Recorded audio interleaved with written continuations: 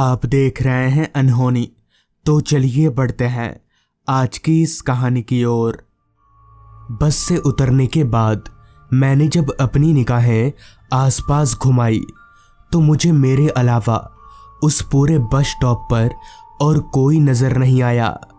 मुझे उतार कर बस वहां से आगे चली गई। घड़ी में वक्त देखा तो शाम के 5 बज रहे थे। हालांकि मौसम ठंड का था, इसलिए अब थोड़ा थोड़ा अंधेरा होना शुरू हो गया था। खैर, मैं किसी ऑटो रिक्शा को खोजते हुए थोड़ा आगे बढ़ा तो कुछ आगे जाते ही मुझे एक साइकिल रिक्शा नजर आई। मैं उस रिक्शा वाले के पास गया और बोला, भाई साहब, हाई स्कूल किधर पड़ेगा? आप चलिएगा हाई स्कूल। तो रिक्शा वाला बोला, हाई स्कूल यहाँ से बहुत दूर है साहब, 15 रुपया लगेगा। जिसके बाद मैं रिक्शा में बैठ गया और रिक्शा चल पड़ी हाई स्कूल की तरफ। दरअसल काम से मैं एक मास्टर हूँ। मुझे इस गांव यानी भूलनगर गांव के हाई स्कूल से चिट्ठी आई थी। हालांकि इससे पहले मैं शहर में बच्चों को ट्यूशन पढ़ाने का काम करता था। खैर, कुछ देर के बाद रिक्शा हाई स्कूल के दरवाजे पर रुकी। मैं रिक्शा से नीचे उतरा और रिक्शे वाले को भाड़ा मिटाकर स्कूल के अंदर दाखिल हुआ। अच्छी बात तो ये थी कि हेडमास्टर साहब अभी भी स्कूल में ही मौजूद थे। फिर हमारी बातचीत शुरू हुई। थोड़ी देर की बातचीत के बाद ये निष्कर्ष निकला कि मुझे यहाँ काम मिल जाएगा, मगर मेरी सबसे बड़ी दिक्कत ये थी कि मैं यहाँ रहूँगा कहाँ। मैंने जब अपनी ये तकलीफ हेडमास्टर साहब को बताई तो उन्होंने कहा, आप उसकी चिंता मत करिए, एक घर खाली पड़ा है, वो आपको रहने के लिए मिल जाएगा। मैं आपके साथ एक लड़का भेज रहा हूँ, वो आपको घर दिखा देगा। जिसके बाद हेडमास्टर साहब ने मुझे एक लड़के के साथ उस घर की ओर भेज दिया। अभी हम लोग चल ही रहे थे कि तभी वो लड़का, जिसका नाम रतन था, उसने मुझे एक घर की तरफ इशारा करते हुए कहा, देखिए, ये हेडमास्टर साहब का घर है। अगर कोई तकलीफ हो तो आप बेझिझक यहाँ पर आ सकते हैं। तभी मैंने रतन से पूछा, तुम कहाँ रहते हो रतन? तो इस पर रतन बोला, मैं बगल के गांव में रहता हूँ। और कुछ देर चलने के बाद हम दोनों उस घर के पास पहुंचे जो मुझे रहने के लिए दिया गया था। वो घर ना ही ज्यादा बड़ा था और ना ही बहुत छोटा। एक अकेले आदमी के लिए वो घर एकदम सही था। मुझे घर दिखाकर वहां से जाते वक्त रतन ने मुझसे कहा, आज रात का खाना मैं घर जाते वक्त आपको देता जाऊंगा। इतना बोलकर रतन वहां से चला गया।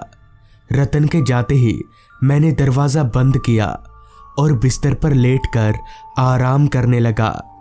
अब तक पूरी तरह से अंधेरा हो चुका था और घड़ी में शाम के 7 बज रहे थे। मुझे गांव का ये वातावरण बहुत सुकूनदायक लग रहा था।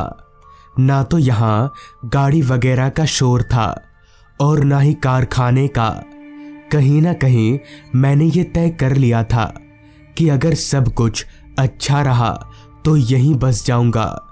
यही सब सोचते सोचते कब मेरी आंख लग गई पता ही नहीं चला। कुछ घंटों बाद जब मेरी आंख खुली तो घर के दरवाजे पर दस्तक हो रही थी। मैं समझ गया कि रतन आया होगा। मैंने दरवाजा खोला तो बाहर रतन ही खड़ा था। उसके हाथ में एक बड़ा सा टिफिन बॉक्स था। फिर मैंने खाना खाया और खाना खा लेने के बाद रतन टिफिन समेटकर वहां से जाने लगा। पर जाते जाते रतन ने मुझसे एक बात कहा, मास्टर जी, रात में अगर कोई दरवाजा खटखटाए तो जरा सोच समझकर खोलिएगा। आप वैसे भी यहाँ पर नए हैं, दरवाजा खोलिएगा ही नहीं। मैंने जब रतन से इसके पीछे का कारण पूछा तो रतन ने सिर्फ इतना कहा, वो सब मैं आपको कल स्कूल में बताऊंगा। इतना कहकर रतन वहां से चला गया और उसके जाते ही मैंने फिर से दरवाज़ा बंद कर लिया। मुझे लगा शायद रतन ने ऐसा चोर डकैतों के लिए कहा होगा, और यही सोचकर मैं वापस से अपनी खाट पर जाकर लेट गया। मगर अब मेरी आंखों से नींद का नामो निशान मिट चुका था। दीवार पर टंगी घड़ी में जब वक्त देखा तो रात के 9 बज रहे थे। फिलहाल मुझे किसी भी हालत में सोना ही पड़ेगा, क्योंकि अगर मैं अभी नहीं सोया तो कल स्कूल में सारा दिन बच्चों को पढ़ाने की जगह सोता ही रहूंगा।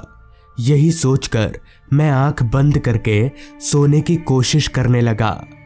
बहुत देर बाद किसी तरह से मेरी आंख लग गई, पता नहीं कितनी देर बाद, मगर जब मेरी आंख खुली तो घर के दरवाजे पर लगातार बाहर से कोई दस्तक दे रहा था।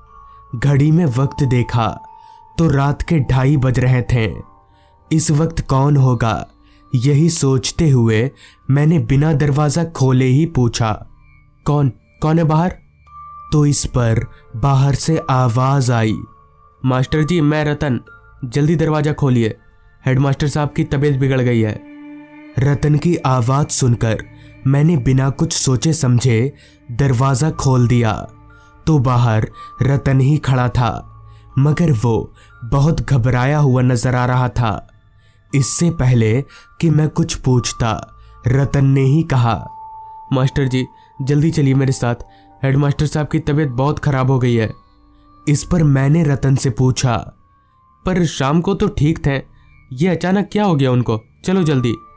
इतना कहते हुए मैं रतन के साथ चल पड़ा। रतन मेरे आगे आगे और मैं उसके पीछे पीछे चल रहा था।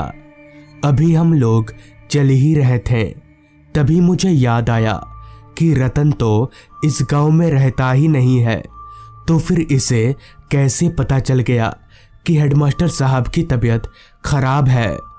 पर उस वक्त मुझे हेडमास्टर साहब को लेकर इतनी चिंता हो रही थी कि मैंने इस बारे में ज़्यादा सोचा नहीं। ठंड अब तक अपनी सारी हदें पार कर चुकी थी। ऊपर से जल्दबाजी में निकलते वक्त मैं बदन में जैकेट डालना ही भूल गया। उस काली अंधेरी रात में टॉर्च ना तो मेरे पास था और ना ही रतन के पास। हम दोनों सिर्फ चांद की रोशनी के सहारे आगे बढ़ रहे थे। रास्ते पर जितना अंधेरा फैला हुआ था उतना ही कोहरा भी था। कोहरे की वजह से सब कुछ धुंधला धुंधला नजर आ रहा था। अभी हम लोग चल ही रहे थे कि तभी रतन ने अचानक से रास्ता बदल लिया। मतलब ये कि रतन अब जिस रास्ते पर जा रहा था उधर हेडमास्टर साहब का घर था ही नहीं। जिस पर मैंने रतन से कहा, रतन, उधर कहाँ जा रहे हो? हेडमास्टर साहब का घर तो इधर है ना?